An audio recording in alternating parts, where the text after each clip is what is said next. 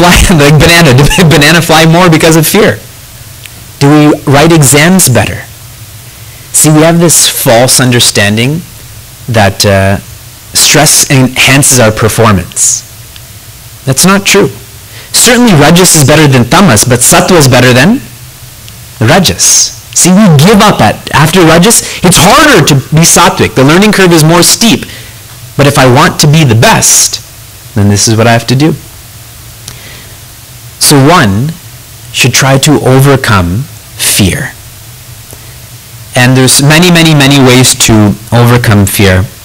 I'll share a couple, and I won't explain them more because there's many questions. One way to overcome fear is to remove yourself from that circumstance. When I was less foolish than I am now, I used to watch horror movies and try not to be scared. But I would always get scared, and it was purposeless. So now I've stopped watching horror movies. So one may think, hey, but that means you're scared. No, it just means I'm trying to be more intelligent. Why do I have to expose myself to such an environment? So leave that circumstance. This is short term. Obviously, we're looking for a long-term solution. Mid-term, you've all heard this proverb before. There's nothing to fear but fear itself. If there's a fear thought, what will there be? Fear. If there's no fear thought, what will there not be? Fear. Think about this a lot. It is a simple yet transformative statement. So if I have my fear thoughts going in, what should I do? Let go of them by holding on to a different thought. Now many people think, okay, just don't be afraid, don't be afraid. What happens then? I become more afraid then. In the movie Inception, there's a scene where one character asks the other character, he tells the other character, don't think of elephants. And he asks him, what are you thinking of? And he says, elephants, obviously. So when I say don't be afraid, I'm actually become more afraid. So what I need to do is think fearless thoughts. And all of the images you see around us are examples of that. Like Hanumanji. Was he ever afraid? Was Bharata ever afraid? Lord Shiva, is he ever afraid? Is Lord Krishna ever afraid? So if I bring these personalities to my mind, that fear goes away and fearlessness kicks in. And even let go of God, not that we should. If I think about great patriots like Nelson Mandela, Shukadev. Shukadev, he was a patriot, a freedom fighter in India. He used to ask his friends to beat him with sticks. And they were so concerned, why do you want us to do this? And he said, to prepare myself for what's going to happen to me. You know, if I think about him, and I go outside, it's so cold outside, and then if I think about him, hey, what am I afraid of? This is just temperature, it'll go away. So change the fear thought into a fearless thought. That's midterm. And long-term way to overcome fear is reflection. Isn't it that what we fear really isn't that fearful? A classic example of this is sometimes you have to call people that you don't want to call. And you think 10 times before picking up that phone. And while you're on, it's ringing, you're praying, please give me the answering machine, please give me the answering machine. Those prayers, we pray so sincerely. But when we do talk to them, and the conversation is finished, it's not that bad, is it? Isn't it? And so many examples in life are like that. I had to write an article for the Mahasamadhi camp. Sheila and I are teaching there in Trinidad this summer, and it was due January 25th. And I kept on postponing. I'm busy. So finally I said, okay, March 15th, I'm going to submit it. And yesterday Sheila and I, because of our flight, the mess up, we weren't sitting together. So in 1 hour, I finished that work. I delayed it 2 months when if I only created 1 hour, I would have been able to finish that work. But that 2 months fear, it's going to take me so long, I have to think, I have to do research. But if we reflect that everything we faced in life wasn't that hard. We're doing fine, aren't we? So short term, mid-term, long term. Next question. Fear, again. Duryodhana and Ravana were fearless. That is why they did bad things. Not true. Let's take Ravana first. When Ravana went to kidnap Mother Sita, in Valmiki Ramayana, it's specifically shared that he went in like a frightened dog. Not a frightened human being, a frightened dog. To kidnap, he's Ravana. You know, the one who lifted up Lord Shiva's mountain. But to kidnap 100-pound woman, he had to go in like a frightened dog. So there was a lot of fear in Ravana's life. And Duryodhana, at the beginning of chapter 1 of Srimad Bhagavad Gita, in Cleveland we're studying this, he goes into, Sanjay begins describing what Duryodhana is doing before the war starts. And what is he doing a lot of? Talking. People who talk too much are afraid. They're afraid of what others may be judging them. They're afraid of themselves too. Specifically what's happening in here, like Ratnakar. So he goes on talking to Dronacharya about this and this and this and this. Like Dronacharya doesn't know who's on their side. Like Dronacharya doesn't know all of this. He's the one who taught him. But he keeps talking. So he too was afraid. These are specific incidences to show us that they had a lot of fear in their personalities. Therefore, one should have fear to do good things, isn't it? Duryodhana and Ravana were fearless. That is why they did bad things. No, it was because they were afraid that they did bad things. When I'm afraid and I'm driving, it doesn't make me a better driver. It makes me a worse driver. It makes me more careless. If I'm afraid to speak right now, I don't translate what's happening in here through here. I become inefficient, ineffective. Therefore, one should have fear to do good things. You know why we should do good things? Because it's the right thing to do. Period. In Adi Shankaracharya's commentary on Srimad Bhagavad Gita, when one does their kartavya karmas, their nitya karmas, their naimitika karmas, which means engaged in their regular responsibilities and special responsibilities, there may or may not be a fruit. It doesn't matter. I do this because this is my responsibility. If something positive comes, good. If something positive doesn't come, good. That is an unconditional way to live life. Think about the infants that sit in the front here. Do their teachers have any expectations of the pre-K students? But as the students get older, there's higher and higher expectations. We have the most expectations of you. Right? It's conditional. So, we should do the right things because that is the right thing to do. Now, many religions impose fear that if you don't do the right thing, this and this and this will happen to you. Sanatana Dharma is not one of those religions. Sanatana Dharma is not fear-based. It is love-based. Love and fear are opposites. Love, there's oneness. Fear, there's two-ness. There's separation. It is based on love. And that's why it's never, if you don't do this, this will happen. We already know that. If I don't go to the gym, what's going to happen to me? Like, I already know that. I don't need a scripture to put that in my face all the time. I already know that. If I am angry towards other people, what are they going to be towards me? Angry as well. So we shouldn't be afraid to do bad things. We should be inspired to do good things. Okay? I'll give you one more example of this. When President Obama won his first election, our chicks, we did a study group on his speech that he did in January when he was sworn into the office. I don't know the exact terms. And we studied his speech. And at the end of the class, I asked all of the young adults there, what would be better for America? 5,000 more police officers or 5,000 more teachers? I'll ask all of you this too. What would be better for America today? 5,000 more police officers or 5,000 more teachers. So, police officers, any hands? Teachers, any hands? Okay, good. People are slowly waking up. That means I'm doing a good job.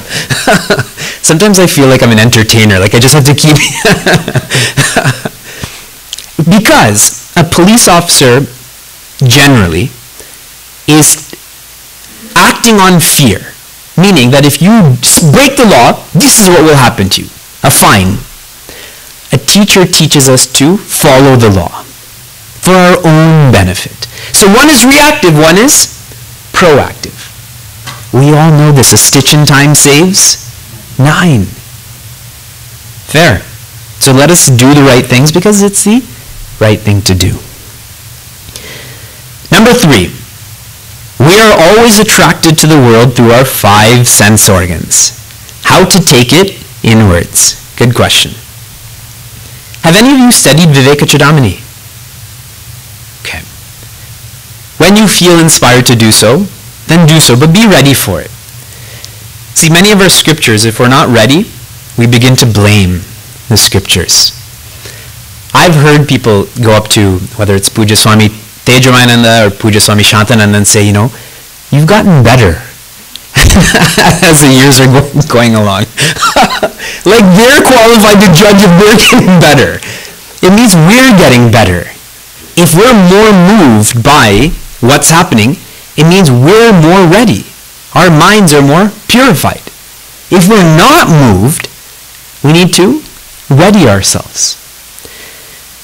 In Vivekachudamani, there's a series of shlokas where Adi Shankaracharya highlights different animals that are attracted to a sense object that causes their destruction. He takes up a moth. What is a moth attracted to? And tends to get burned up by that light. Elephants are attracted to touch. So that's how they're captured in the mating season. Deers are attracted to sound. Mother Sita, again, that deer is calling out, symbolizes if I get lost in that sense organ, then my destruction.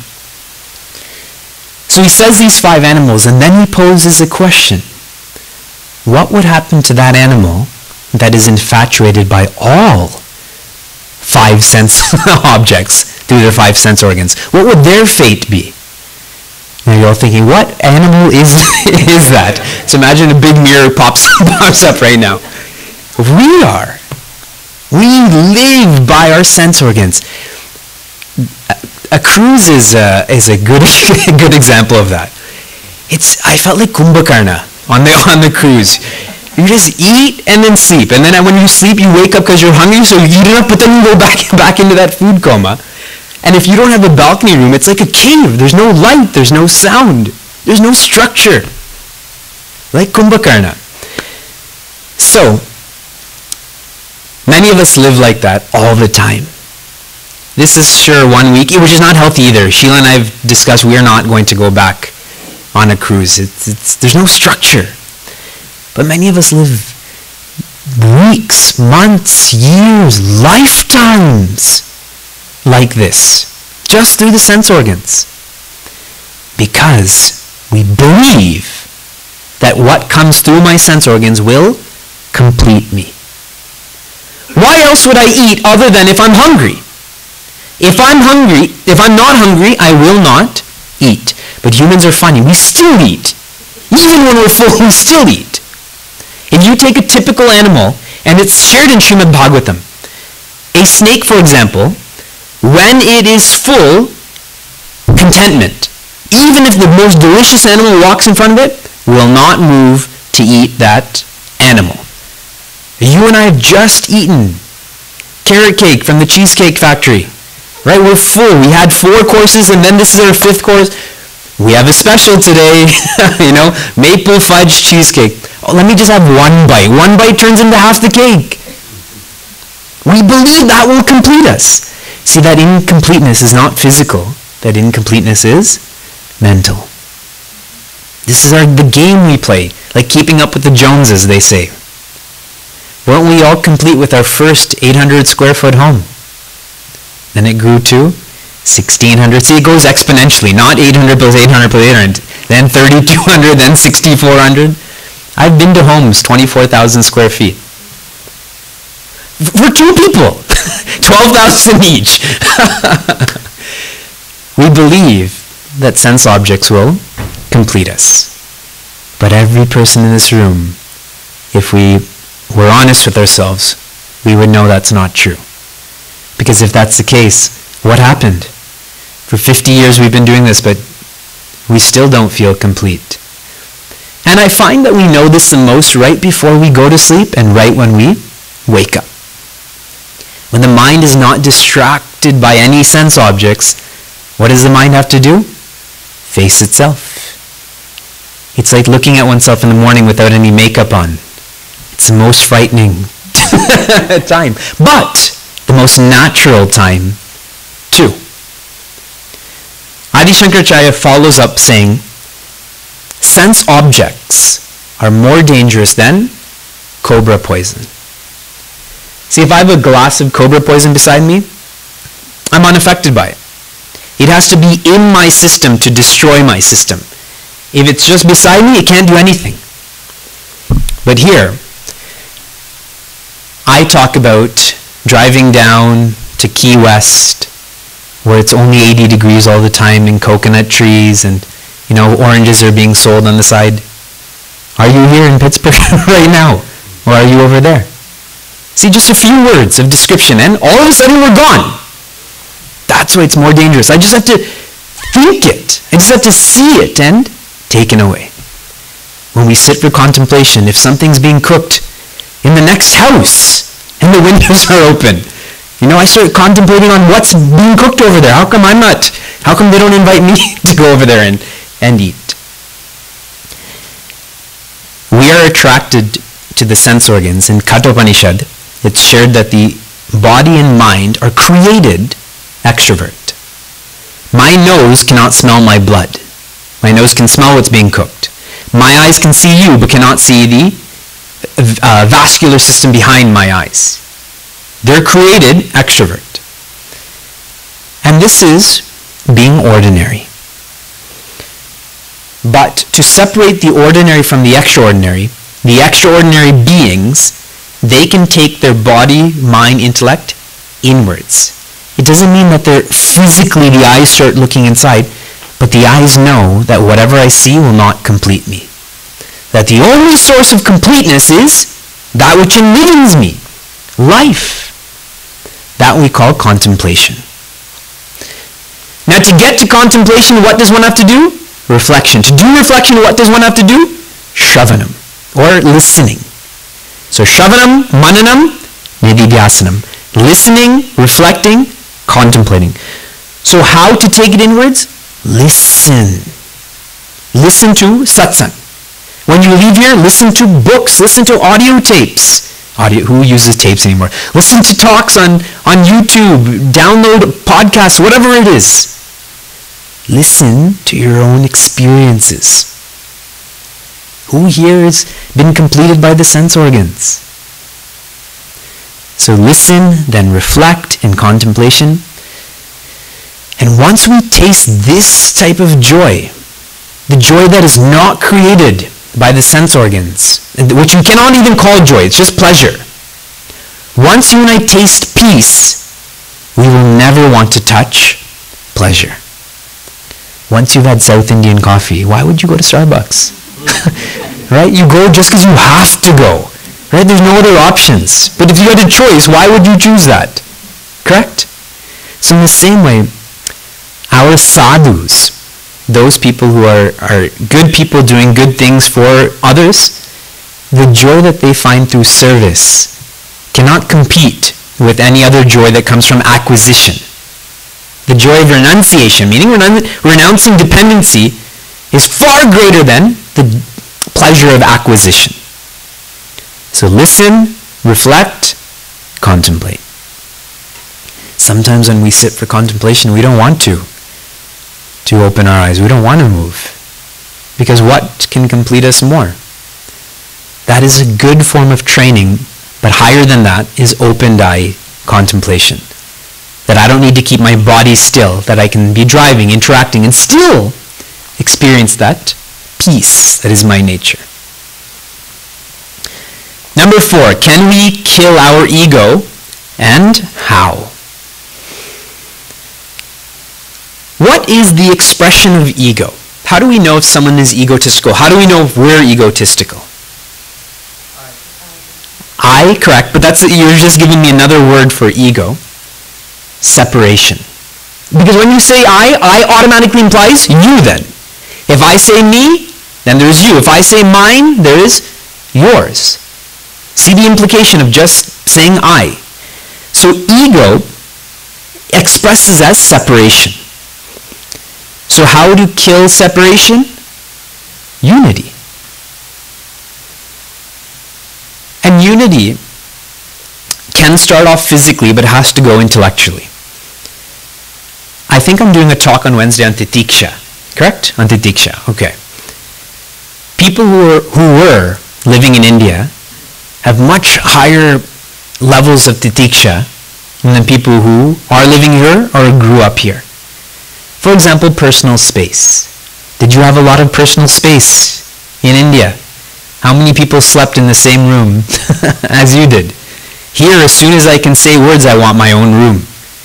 Right? And I want my own this and own closet and so on. Many people have 2 sinks, right? Husband has their sink, wife has their sink, husband has her closet, his closet, and so on and so forth. That's physically being close to someone helps us to let go of separation. That's why being in a family is so difficult. We're not used to it. But then if we have this vision that yes, why I'm in a family, I'm just talking about physically, is to realize that I'm not the most important person. I have to make sure the sink is clean for that person, the car is filled up for that person, and so on and so forth. So it softens my ego. It's not about me, it's about we now. Difficult. And that's why in our Vedic culture, many generations live together. So it's not just my wife and I, but it's my wife's parents, it's my wife's sister, it's my kids, my grandkids, whoever it is. Because the more people that are living there, the more my ego gets knocked around. Like a pinball machine. If you play pinball and there's only a few flippers and a few whatever devices, the ball doesn't break up much. But if there's a lot of flippers, then you see the metal marking underneath, because it keeps getting hit there. So it starts to break up. Mentally, how do we let go of separation? Mentally, we let go of separation by focusing less on names and forms. Usually, what is my mind preoccupied with? Judging your name, judging your form. That's what the mind does. It keeps thinking. That person looks like this, and that person looks like this. I don't know why that person's sitting like this, why that person drives this car, and so on. But if I start going past names and forms, how many Indian citizens are in the room? By show of hands? Okay. How many Americans? Canadians? Miscellaneous? Because there's only India, there's only these 3 countries, right? But now, let me ask the question, how many human beings are in the room? Some of you didn't have your hand up. See, I can focus on, hey, that person's Indian, that person's American, that person's Canadian. Or I can let go of the name and form and say, hey, human beings. Then I can open it up more and say, suppose there's a cow and a goat and a dog and a bird. How many beings are in this room? Then all of us and all of them too. You put some plants in here. How many creatures are in this room? You throw them in there too. How many entities in this universe are supported by existence? Then the microphone, the chair, the computer, the stage, everything. So mentally, focus on what unites us, not what separates us. When I do talks on relationships, this is one way to survive in a relationship, is not focus on what separates one, but to focus on what unites one. Whenever I say to my wife, hypothetically, that that your family is like this or you're like this, see what the focus is. Your family. That you has to go away and it has to be our family. I don't say your kids, our kids. See what Dhritarashtra did right at the beginning. He says, What happened to the Pandavas and Mamakaha? What happened to the Pandavas and mine? But isn't he supposed to be the father of all of them? See, his physical blindness symbolizes his mental blindness, which is much worse. If I'm mentally awake but physically blind, I can do really well in life. But if I'm mentally blind but not physically I can see, I will fail again and again and again. So physically, be close to people. It's uncomfortable, but it helps me develop that patience, acceptance, etc. Mentally, focus on what unites rather than separates. And intellectually, the way to kill our ego is to understand and appreciate that the only doer is him and not me. Let go of doership. We watched Kung Fu Panda in Cleveland recently, and Master Oogway is telling Master Shifu, so Master Oogway is the senior guru, is telling Master Shifu, you have to let go of the illusion of control. He says that specifically, illusion of control. And he goes on this rant. He hits the tree, he gets a peach, and he breaks it, he digs a hole, and he puts that peach seed, and he says, I control this. And he says, you control that this will grow as a peach, but not a mango. So really, do you have that control? And that's why in Srimad Bhagavad Gita, Lord Krishna says, you have the right to action, not to the fruit. As a farmer, I can plant the seed, I can have fertilizer, I can do all of these things, but if that fruit is not supposed to grow, it will not grow. I am only entitled to the action aspect of it. So intellectually, if I understand and appreciate what I believe I'm in control of, I'm not, then we come together then. Because it's not about I, it's not about me, it's not about doership. Because if I do, then automatically you're not doing, or whatever else it is. Many implications that come with that. So intellectually we need to practice humility. Then our ego will begin to soften and break. Number 5, if my nature is supreme, how did I become ignorant? Are you ignorant? Out of the sun can darkness come. Out of knowledge can ignorance come. Out of joy can sorrow come. None of those are possible. So we have this cord over here, and we shut the lights off. And I come and sit on this Vyasapita, and I get frightened. But then you turn the light on, and I say, hey, cord, how come you became a snake 5 seconds ago? What will the cord say? Number 1, see a psychiatrist. Number 2, I wasn't a snake, I'm not a snake, and I cannot be a snake. I was a cord, am a cord, will be a cord. So if my nature is supreme, how did I become ignorant? You're not. No one here is ignorant. This is a life-changing statement, not because I'm saying it, but because this is the truth. There is no such idea as moksha. There is no freedom. Because if freedom exists, that means bondage exists. We're giving too much credit to the idea that we are bound. Freedom can only exist if bondage exists, but bondage is not possible. Tell me, how can the infinite be bound? What numbers supersede infinity? Mathematically, it's not possible. Metaphysically, it's not possible either. What is the guarantee that I will not become ignorant after realization? Have you all seen those pictures on the when we get through emails? It looks like an old lady, but it's actually a young lady. Or it looks like a candle, but there's actually two people facing each other. Those optical illusions. Once you know the optical illusion, do you ever forget? Once you know it, it doesn't matter how many times that comes. You know that this is what the image actually is. Once we let go of ignorance, this is me presuming that ignorance exists, then ignorance cannot come back. How can there be darkness if nature is light? It's not possible. And this is the strategy that Ramana Maharshi employs. He says, we have to purify the mind, we have to make the mind strong, etc., etc. He goes, what is the mind? Who said that you are your thoughts? When we grew up, our parents say that those thoughts that you have, those are you. Who said? Even the body. Who said that we're this body? If you see infants,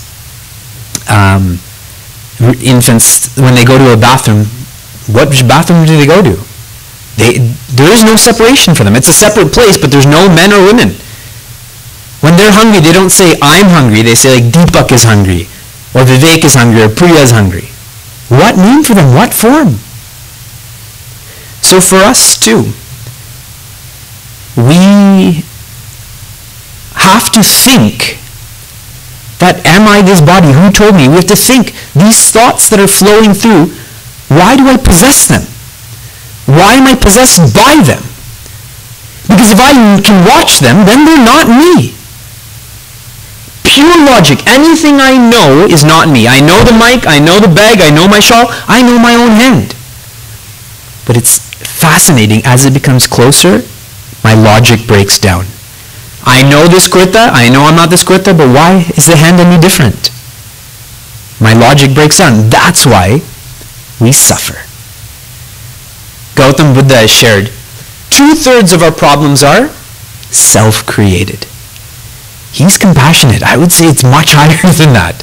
90%, 95% of our problems are self-created. Pujya Swami Tejamananda shared, if someone is calling you a donkey, okay, you can change it into the English equivalent if you want. It's a little bit more harsh. It starts with an A. If someone is calling you that, and you're acting like that, then say namaste and stop acting like it. But if they call you that and you're not acting like that, then they misjudged you. Why be offended? But isn't it that we get offended in both cases? Even when someone wrongly said this. Someone says, that Vijay, Acharya Vijay is great. And then I hear this. Why should I be offended by that? The person it's just a name. Who cares? But see, we would take offense to that. So, once we begin to think more deeply that these thoughts that are going through my mind are not mine, then who is to be freed? Not possible. I am ever free. Number 6, how to observe maunam. Mauna means silence. And the idea is that if we keep our mouth closed, it will help us to keep our mind closed. And I just talked about people who speak a lot tend to be afraid. And people who are afraid think a lot. That's why they can't sleep at night, because they keep thinking. And you take children tend not to be afraid. That's why they sleep well. In one of our Upanishad Ganga episodes, I cannot remember where he says poverty is richness. Here, poverty is not physical. Poverty is not being dependent. And that's what we see. People who are actually impoverished, they sleep anywhere, isn't it? You see this in many, maybe not in America or Canada, but in India. Train station, fast asleep. No one can shake, not even that train can shake them. Because they're not dependent on anything. I'm not saying that's an enviable position, but they are not dependent on anything. So now for you and I at a higher level, it is to have stuff but still not be dependent on them. So maunam is to practice keeping the mouth closed. When we practice mauna, because I keep my mouth closed but I email people. I text people, I wink at you all the time, And kids, I tell them to be in mauna so they hit each other. Hit each other and smile. Do any of you watch The Walking Dead? No? Okay. The Walking Dead is a show, like many shows now. It's like an apocalyptic show where no one else survives. They stole that from Mona. In Mona, you have to visualize that you're the only being alive in the universe. There is no one else. So all communication has to stop externally and has to begin internally. Okay? So I'm the only being. So even if I am in this room, I shouldn't make eye contact with you. I should just do whatever I need to do. What should I be doing? At the highest level of Mona, just be. Don't do anything. Just be. Be your nature. That's difficult. If we cannot do this, is to watch the thoughts. So whatever thoughts are going through, I'm sitting here and practicing Mona, and I'm thinking about where I have to drive afterwards and what's going to happen next week. Just watch them. Just like traffic. When we watch traffic, we don't get into that car and go with the car. We watch the car come into our view. We watch the car leave. Just watch. If that's difficult, then engage in questions. Who are you? Are you happy? How were you born? What will happen when we die? Get deep into the questions that we never ask, we should ask during this period. So be, watch, question. And if we cannot get into the questions, then do japa. Chant, repeat, I should just say. Just keep repeating the Lord's name. If that's difficult, whatever you're doing, do mindfully. So if you're eating, just be totally aware of eating. If you're brushing your teeth, be aware of that. So what's the highest level? Be. Next, watch. Next, question. Next, repeat. And be aware. This is what I'm supposed to be doing in Mona. And all of this will help me to become inward looking rather than outward looking. That's why many of our Mahatmas like Sri Aurobindo, Ramana Maharshi, these people hardly spoke because they're so connected to that peace. What is there to say? What shouldn't you do? And I'll give you a more regimented program too. Every Sunday after Bhaviyar, let me go rewind more. Every day you should practice Mona for 1 hour. Whatever period of the day, I would encourage you to do it in the morning. Today on CBC Radio, they're sharing that in the morning we are most creative. Scientists are now documenting that we are most creative in the morning. What a rishi said so long ago about sattva, now scientists are saying, now is Sheila, when she woke up, she goes, yeah, we should wake up in the morning. And I was thinking, Lord Krishna has been saying this for so long. But we're very media dependent. If the media says it, if it's on the internet, it must be true. That's how we live our lives now. Every day, 1 hour. Go to a room in your house and no communication. Read, write, reflect. Don't sleep. That's the tendency to sleep, so make sure you sit up. No lying. Yes, I'm going to lie down and do Mona. Like Shavasana, right? We think we're doing yoga, but we're actually sleeping. We're very good at justifying our behaviors. Every week, spend half a day. Start today. It's holy. If you have younger kids in your home, give them a plate of fruits, give them peanut butter, jelly, bread, whatever it is, milk, and everyone goes to their own room. And from 4 p.m. till the next morning, nobody leaves their room. Their food is there, their homework is there, your work is there, whatever. Just you and yourself. Because it's more lengthy, you can do whatever work you need to do. But the idea is be more introvert. Every month, spend 1 day, full day, by yourself. Pick a Saturday and do the same thing. From Friday night to Saturday night, or whatever it is. You figure out your time period. If you have younger children, please Don't neglect that responsibility. But be creative. They can do it too. We don't think that they can do it, but they can do it too. We just have to plan with them. And every year, spend one weekend by yourself. Go to upstate New York and just rent a cottage or whatever and read, write, reflect. Fair.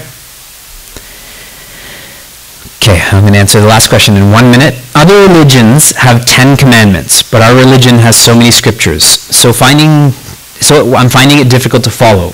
What do I follow? You know what the problem with do's and don'ts are? It's context driven.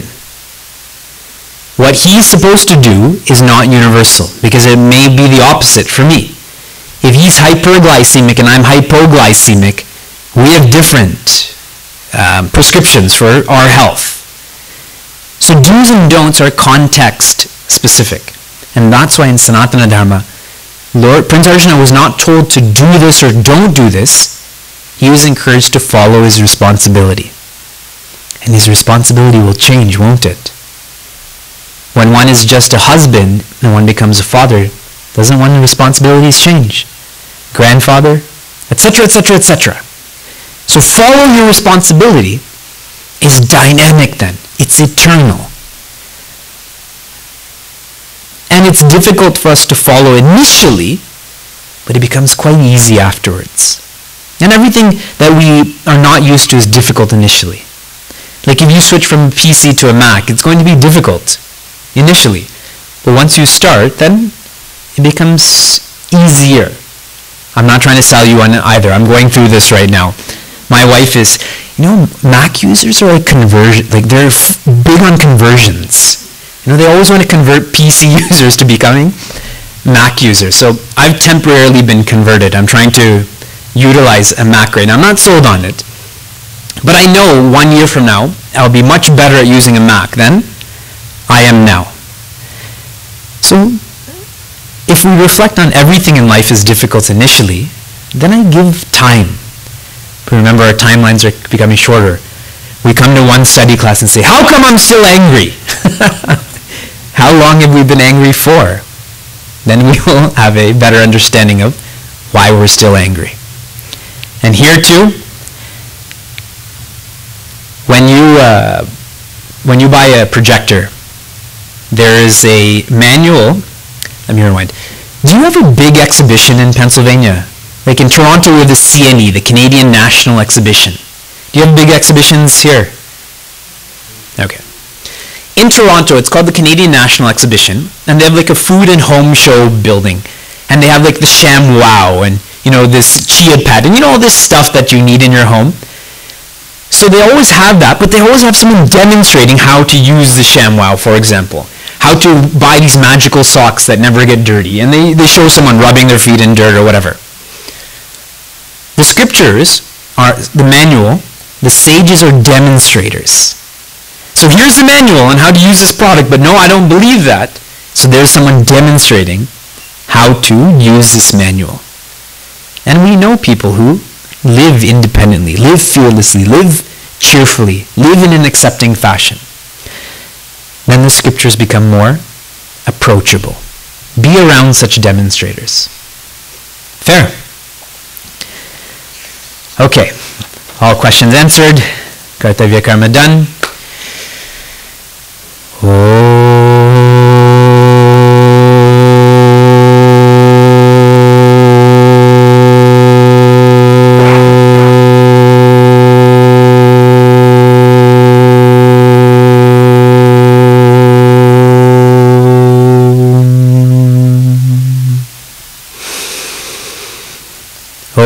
सर्वे भवन्तु सुखिनः सर्वे सन्तु निरामयाः सर्वे भद्राणि पश्यन्तु मा कश्चित् दुःखभाग् भवेत् ॐ शान्ति शान्ति शान्तिः हरिः ॐ श्री गुरुभ्यो नमः हरिः ॐ